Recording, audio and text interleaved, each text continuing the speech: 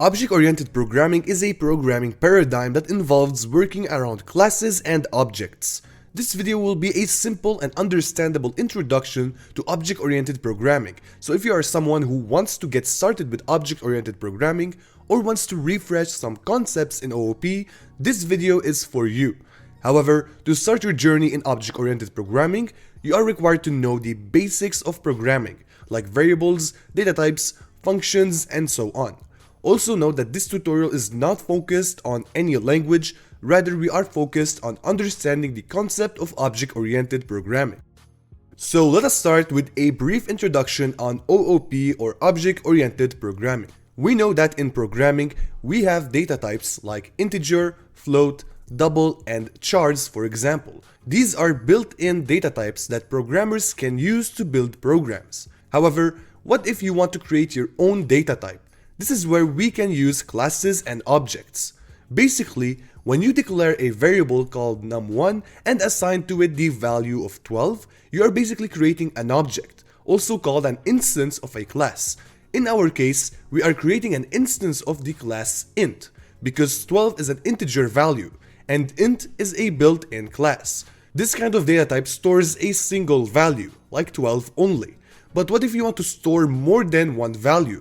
Here's where you want to create a class and an object. A class defines the template of an object, and an object is an instance of a class. This object can have different attributes or properties and can have behaviors that are defined within functions. Let us say we create a human class. A human has a name and age, for example. These are the attributes or data members of the human class. But also a human can speak, for example. This is where we can create functions that are the behavior of this human. We can use these functions to make our human do something. For example, to speak. So OOP groups related data members and functions within a single entity, which is a class. Coming up next, we will discuss the four main principles of object-oriented programming, and they are encapsulation, abstraction, inheritance, and polymorphism. Encapsulation is the concept of hiding data members or the attributes of a certain class. By hiding these data members, we make sure that they are only accessible within the class they are created in and not accessible outside this class. Encapsulation is made possible when we use access modifiers, and there is three access modifiers: public, private, and protected. When a data member is set as public, it means it can be accessed anywhere in your program. When a data member is set as private, it means it can't be accessed outside the class it is defined inside. I will explain protected in the section of inheritance. For encapsulation, I want you to keep in mind that we use the private access modifier to be able to hide data members from being accessed outside the class. But we can use specific methods called getters and setters, which a getter method gets or fetches a data member, while a setter method sets or changes a data member. Using those defined functions helps us access or modify a data member outside a class. Also, we can validate data members within the set method. Let us say you build an application that accepts users above 18 and less than 80 years old. When the user wants to input their age, you can use a set method that takes as parameter the user input and validates it by checking if it is between 18 and 80. If it is, it grants the user access to your service, but if it evaluates false, it will not grant them access. Thanks to encapsulation, accompanied by getters and setters, you can hide data members from being accessed outside the class they are created in. This helps you maintain control over these data members. Abstraction is a concept in OOP where it tends to hide the implementation of functions. For example, when you open Instagram app and want to post an image, you just press buttons to be able to upload an image. You don't need to know how this button uploads the image or how the app can store your image in databases. All of this is hidden by Instagram, so you don't have to worry about the implementation and only worry about uploading the image. This is abstraction. In OOP, you can create something called an interface. This is where you only create the signature of a function without implementation. And if a class is in need of this method, they can inherit it and add the implementation for this method.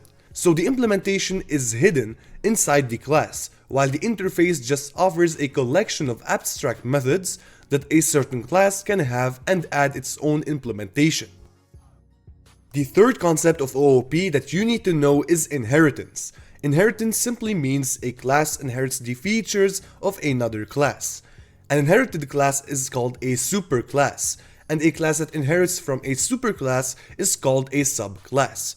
A subclass inherits from a superclass the features such as the data members and functions of this superclass. Let us say we have a class called father, and let us initialize a car data member and a function called drive car for this class, and let us create another class called son.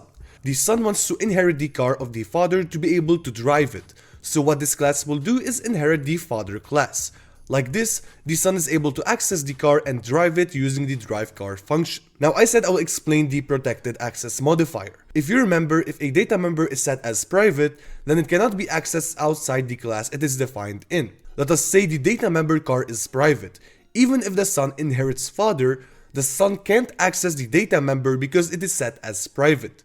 What we can do here is set this data member as protected, which basically means that this data member is only accessible by the class it is defined in, as well as it can be accessed inside subclasses. So now the son is able to access the car of father and drive it because we set the data member as protected. Now why do we need inheritance? Well, inheritance allows for code reusability. Like this, subclasses can use methods from superclasses that reduces redundancy. Also, inheritance enables us to use polymorphism, which we will discuss in the next section. Polymorphism is the fourth principle of object-oriented programming, where it allows methods to take many forms. There are two main types of polymorphism: compile-time polymorphism and runtime polymorphism. Compile-time polymorphism is where a method can have the same name multiple times, but with different return types or different parameters. This is also known as method overloading or static polymorphism. Let us say you are creating a calculator, and this calculator has two add functions.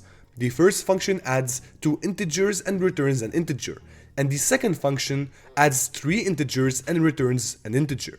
Let us say the user wants to add 1 and 2. The compiler decides to choose the first function to do that. But how did it decide which one to use? Basically, it looked at the input and saw that we are passing 2 integers. It searches which of these functions takes 2 parameters. It picks that function and produces an output. Runtime polymorphism is where a subclass overrides a method of a superclass. And yes, here we are in need of inheritance.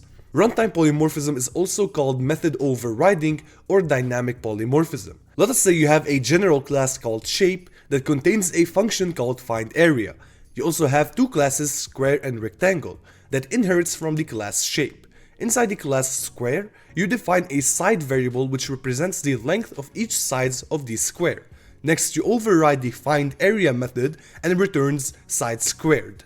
However, in the rectangle class, you define two variables, width and length, and you override the inherited findArea method by multiplying length and width. This is method overriding. It is where a class inherits from another class and overrides a certain function of that class by changing the content of this function. Now, how the compiler knows which function to execute? Basically, if you call findArea using a square object, it will first search if the implementation of this function is inside the square class. Then if it is, it will execute the block of code of this function. However, if there weren't any implementation, it will go to the superclass and execute the block of code of the superclass because the compiler didn't find any implementation of the function inside the subclass, so it relies now on the superclass. Now we can say you have a brief understanding of the concepts of object-oriented programming. So the goal of this video is to help you understand OOP and its 4 main principles. And now you are ready to attack OOP and start writing some code. Thank you for watching this video. I hope you found it valuable. If you know how to code in Python and want to start your journey in object-oriented programming in Python, I invite you to check my Python object-oriented programming tutorial playlist to learn more about OOP in Python.